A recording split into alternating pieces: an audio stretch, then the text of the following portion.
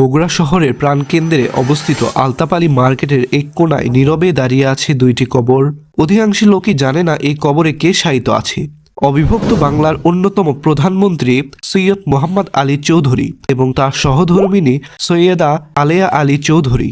এই কবর দুটি একসময় ছিল ঐতিহ্যবাহী নওয়াব প্যালেসের ভেতরে, কিন্তু কালক্রমে এই প্যালেসটি বিলুপ্ত হয়ে যায় এবং তার উত্তরসূত্রী সৈয়দ হামেদা আলী চৌধুরী প্যালেসটি বিক্রি করে দিলে কবরটি স্থান পায় বর্তমানে আলতাপালি মার্কেট এর ভেতরে। আজ সেই কবরটির চারপাশে নেই উপযুক্ত সংরক্ষণ, নেই রাষ্ট্রীয় মর্যাদার কোনো ছাপ, যা বগুড়াবাসীর জন্য নিঃসন্দেহে দুঃখজনক ও লজ্জার ব্যাপার।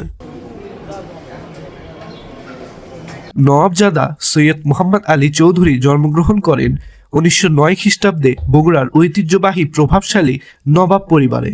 তার শৈশব এবং প্রাথমিক শিক্ষা বগুড়াতেই সম্পূর্ণ করে, কিন্তু পরবর্তীতে উচ্চশিক্ষার জন্য তিনি কলকাতায় যান।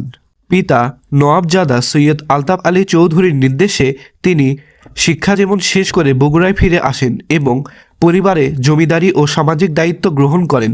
চার ভাইগুলোর মধ্যে তিনি ছিলেন জ্যেষ্ঠ সন্তান।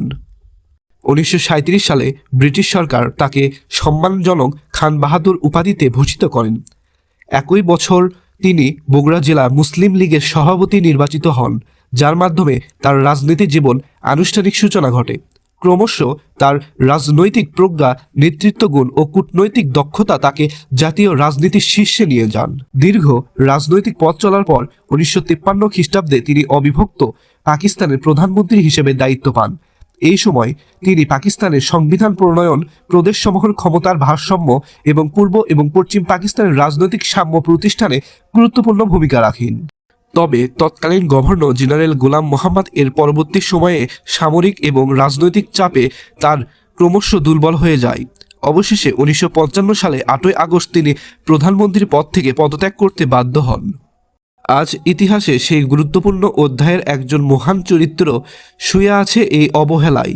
বাজারের কোলাহলের মাঝে রাষ্ট্র গঠনের ভূমিকায় ছিল অনস্বীকার্য।